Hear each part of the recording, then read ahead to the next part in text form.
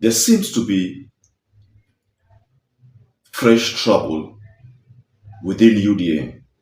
Soon after William Samoei Ruto made pronouncement that Kenyans will be required to pay 2.75% from their salaries, and also soon as he made sure that Kenyans going forward, farmers and the small businesses, will be required to each acquire an ETR.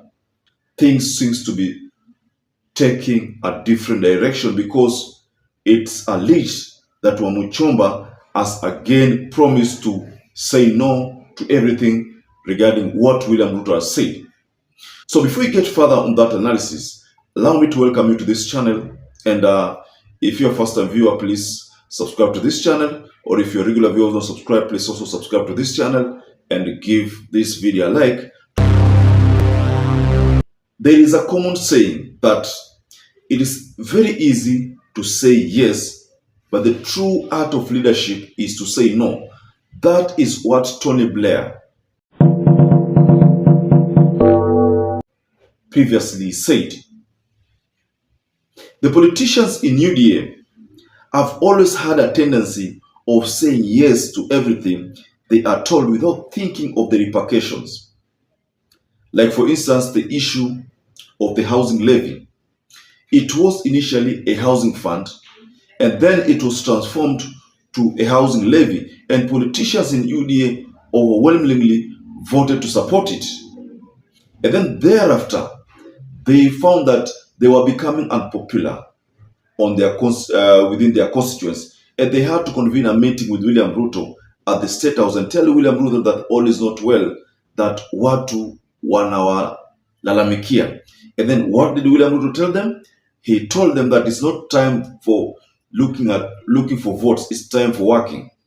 And then they could not further their argument with William Samoei Ruto because he's the total man. So in the latest information or news that we have, the only UDA politician who has always stood with the people, and you know that is Wamuchomba, has voiced her opposition to what William Samoei Ruto has called for right now. Forget the people like Samson Cherengai who are now claiming that they are whistleblowers. Forget them. Wamuchomba is one of those politicians who stood with Kenyans and said no during the Finance Act of 2023, and has also indicated that she's going to say no this time round to what William Samoei Ruto has asked the parliament to debate on, the 2.75 deductions on salaries and the use of ETR, which seems to be to have been passed. She has said that she's not going to support William Samoei Ruto's move because she terms those moves as being oppressive. So if you go to her X account, this is what she said. It's very easy to say yes, but the true art of leadership is to say no. And that is the quote from Tony Blair. I keep saying no to painful, oppressive taxes. Why? Because my women groups who I supported to rear pigs cannot sell them to some off-takers simply because they must have an ETR. So it is still on the same issue of William Ruto. Like I said, Ruto had recently urged Kenyans to pay 2.75% of salaries, and deduction will be 2.75% of gross salary as earlier indicated. Kila mtu alipe 2.75%. Wale wanalipa shilingi 500 saa hii kwa NHIF na mapato yao ni chini ya shilingi 10,000 kila mwezi. And also save more, and also farmers to use ETR for their produce. This is what Wamuchomba has voiced her opposition on. And it is not the first time she's opposing what the president has said.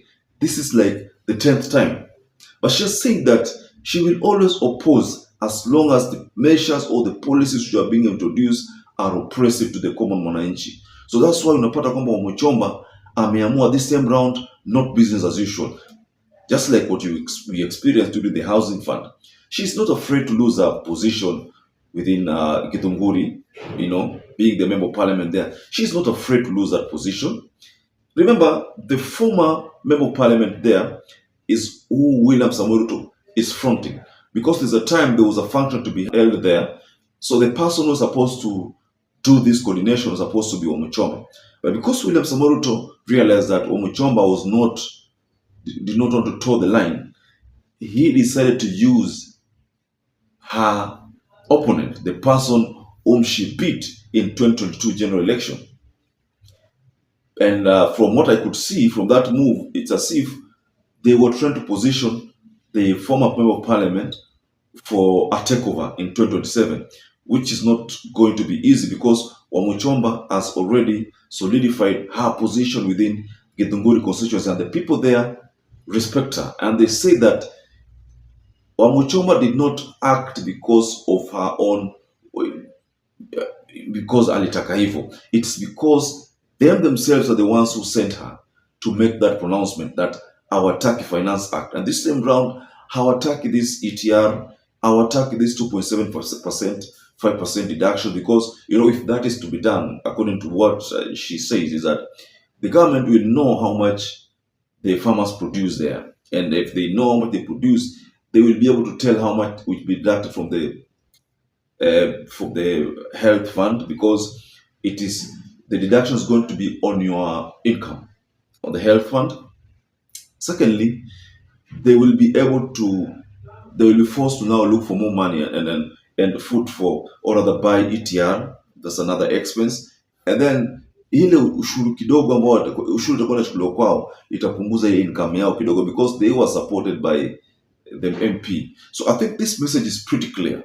Wamuchomba's message is pretty clear. Now, in politics, it's all about your people. It's not really interest, but it's your people. Because politicians in UDA are forgetting that it's the people that voted for them. They think that they got those positions courtesy of, maybe the mercy of maybe Mungu aliona kwamba wa party's opposition. They are forgetting that the people must vote. Of course, the people, God gives you, blesses you with a leadership position, but the votes, it is through the votes. So now if the people are not in agreement with you, the votes zitakuangusha. I know what is going to happen in Githunguri is this. Maybe Wamuchomba atanyimwa ile ticket ya UDA. But let me be honest with you. Wamuchomba can decide to go Jubilee way and secure her position, because UDA is not going to be a party to beat in Mount Kenya. Jubilee will. That's why you find that Uhuru Kenyatta is back in the country. Jubilee will be the party to beat, but not UDA within the Mount Kenya region. That one you can take it to the bank. So, ladies and gentlemen, what do you think about what Wamuchomba has told William Ruto? Do you think, going forward, this message that Wamuchomba is sending to William Samoei Ruto of being defiant, that yeye atastand with the people she represents, because she gave an example. For example, 100 farmers who rear pigs, if they default on paying taxes, the 100 farmers, and the penalty is, I think, $10,000, according to what she said in her tweet, $10,000. So $10,000 by 100, the government shall have taken $1 million from the farmers. So she says that this is a way of getting revenue from the people unfairly. I mean, she talks about unfairly. So, ladies and gentlemen, what do you make of Wamuchomba's sentiments? Just go below the comment section and tell us what do you think about what Wamuchomba said. And she has sent a message to William Samoei Ruto, telling William Samoei Ruto things as they stand. And she's going to oppose that if it's brought to the parliament. She's going to oppose it. That is what Wamuchomba said. So, ladies and gentlemen, once again, I'd like to urge you to, if you've not subscribed to our channel, please subscribe to our channel, give this video a like, and share our videos.